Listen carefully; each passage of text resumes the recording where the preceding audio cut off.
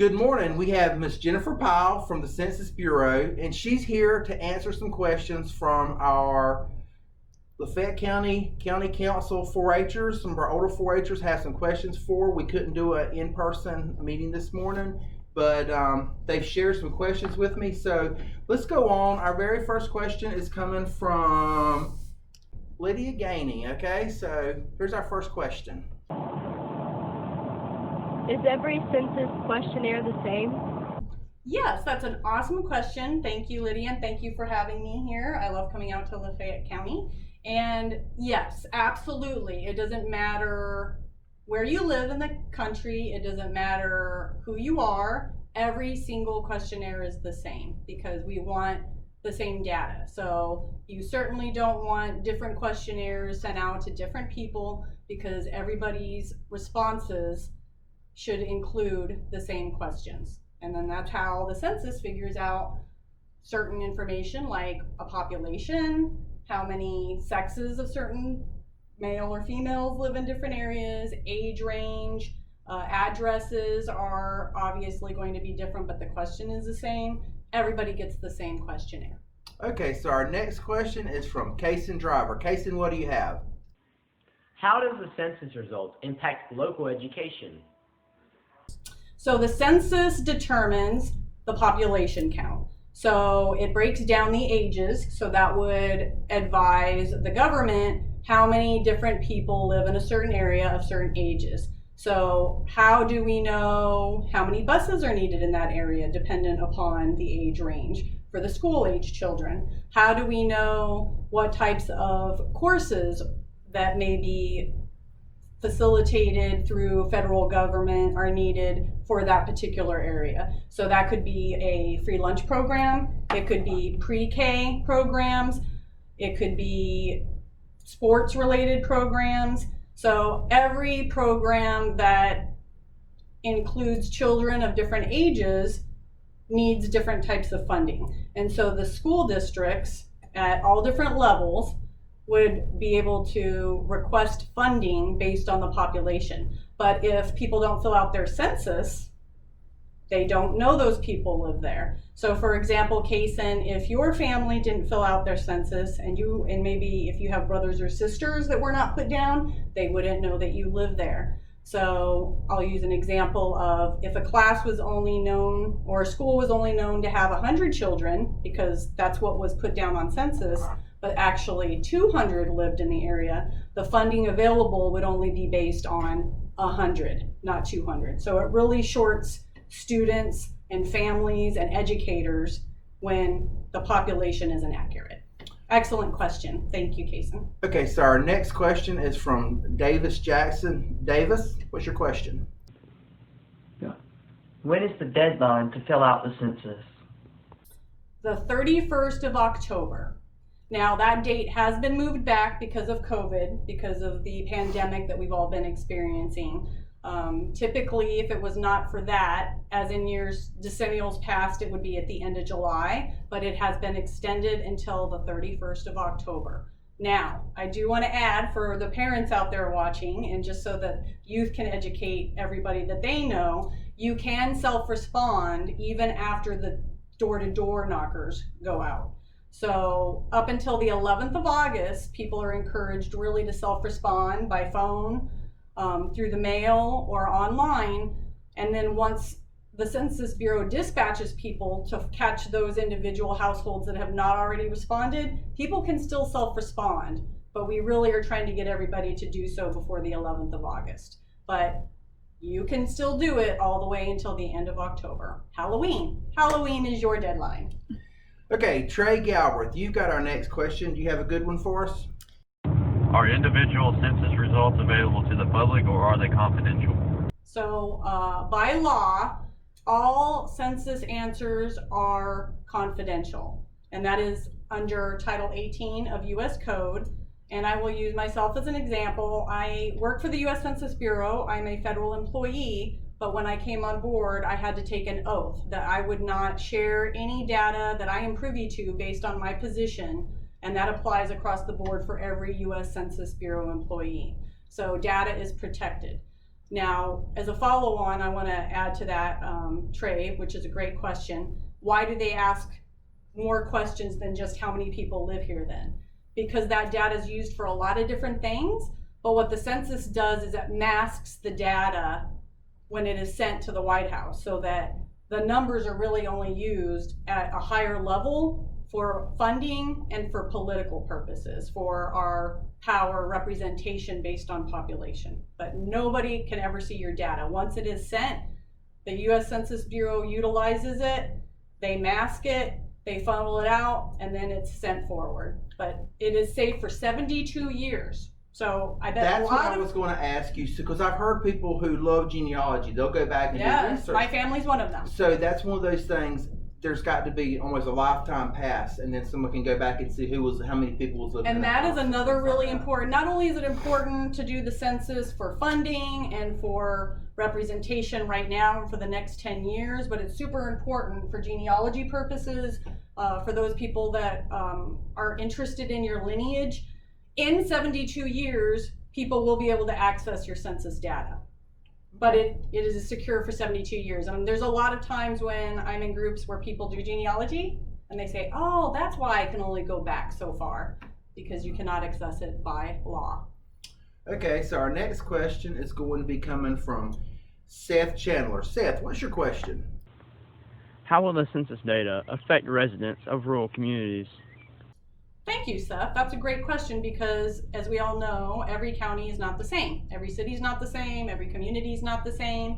And for rural counties, the data is just as important, if not more important, for the larger areas, for larger cities that may have the opportunity to access larger pots of money because they have a higher population count. But for rural counties, it's really important because you have more rural roads, because you need that money that impacts the roads that you drive on. There are certain pots of money available for farming communities. Again, all strictly based on how many people are known to be living in the area, and it's all based on census data. Okay, I think our next question is from Tori Newman. Tori, what's your question? How do you know if someone who comes by your house is an official census taker or an imposter? Wow. Great question. I get some of the best questions I get are from people like you, so thank you, Tori. So what you would do is you shouldn't have to ask, but what they should automatically do is they should present to you a US Census Bureau badge. It will say US Census Bureau. It will have a photograph of the individual that's at your door representing themselves from the US Census Bureau. And you can also ask for a secondary ID. So that individual, all US Census Bureau employees should always carry a secondary state-issued ID, such as a driver's license, and you are welcome and you are encouraged to ask for that. Now, we hope that that doesn't happen because we want everybody to self-respond. And if you self-respond, then nobody should be coming knocking at your door. So they should have a census badge and ID. You request that. If they have any qualms about showing that to you, then I would not respond. I would actually call law enforcement and report that individual, because if they are in fact official US Census Bureau workers, they will have that identification from the US Census Bureau on them. Right, and you told us though, I think that the deadline kind of time to fill it out was. Well, the deadline, really 11 August. 11 August is the date that people will come out. So if anybody approaches a residence or anybody is in the community going door to door before August, they're likely not a US Census Bureau worker. Or after the last day of October. Or the 31st of October. Now, those dates are shifting just because of COVID. Is there potentially going to be another extension? Depending on what goes on in the political climate and with health concerns, but those dates would be released, and that is always available. And you can always call law enforcement. We work with law enforcement. One of the things Partnership does with the Census Bureau is to advise law enforcement. They're part of the Complete Count Committee in the county, and so they are always more than happy to help facilitate any concerns, and I am sure would not be annoyed if they were contacted. Okay, Alyssa Snyder, what's your question? How does the results affect the state and national elections? Alyssa, I see a politician maybe in the future. That is a great She's question. a sharp girl. That is a very good question. So it is very important. So we talk a lot about money, but just as important, equally important, is the power that the U.S. Census has in regards to the decennial count. So our founding fathers were very, very smart, and that is one of the primary reasons they decided to conduct and mandate in the Constitution a decennial census, which it means essentially every 10 years. By population count, that determines how many representatives each state gets in Congress. So the Senate always has how many? How many does the Senate always get? 2. Right. Regardless. 2 per state. That's correct. Awesome, you get a gold star. Regardless of the population, every state gets only 2 senators, so that never changes. Whether you're a big state or a little That's state. correct. That's right. If you're a big state like Florida that just keeps on growing. So the congressman, however, that does shift, and that shifts based on population. So the number is going to be based on decennial census data. I'll use an example. So in 2010, the state of Florida gained 2 additional seats in Congress. So we currently have 27. So prior to the last decennial census, we had 25. Now, based on tabulations way above my head, it is anticipated that the state of Florida, because we have so many people moving here, will increase that count likely by 2 to 3 more with this current census. How does that affect the political process? Because the Electoral College votes are based on numbers. And so that then leads into presidential election. It also goes to shifting the districting lines. So when your parents go to vote and when you ultimately go to vote, it's going to depend on what district you live in and the power that each one of those districts carries with the Electoral College, with presidential elections. So it's very impactful. Yeah, it's not just money, it's power. We always say don't complain if you don't vote. That's it's right. almost don't complain if you don't do your census. That's right. Because that's where basically the weight of your voice is That's they right. know how to weight your voice. And we want to be counted. We want, you figure, say 10% or 20% of all people that reside in Florida were not counted in the census. That could be 1 to 2 electoral votes that we're missing out on. That could mean a presidential election. Correct. So and we're not going to get off on politics here, but that's the reason why when it's election time, the candidates, they coming down to Florida, they may even move their residence to Florida because they want the people of Florida to know, hey, I want your vote because we're such a big state population. 27 is a lot when you figure we're going to go 29, what do we maybe like? 30. Is there top 4 or 5? 4. 4. Okay. Well, maybe even more, depending on what the accurate count is. Right. People don't want to stay in New York anymore. Only one. Okay. So, what about Savannah? Savannah King, what's your question? Are the census results ever revised within the 10-year period? I've wondered about that before. The decennial census results are never revised. The decennial census is going to be what it is when it's over. However, that's an excellent question, Savannah, because what the Census Bureau does do is we have surveys, and there are surveys that go on because obviously with our society now, it is so evolving and changing so rapidly that we have surveys. Now, surveys don't hit every single person in the United States like the decennial census does. It's just a small segment. So it on average hits about 18 at the highest percent of a population. And those surveys are specially geared towards areas like the commercial sector, businesses, agricultural. So there are 7 different surveys that go on at any given time throughout the 10 years, but the decennial census itself, those numbers do not change. That is what the county has to live with for the next 10 years. Hey, and I've got a couple of questions, and I'm not going to put you on the spot. I probably should share them with you before. But so, does someone from each county? Okay, let's say we're working on our census here in Lafayette County.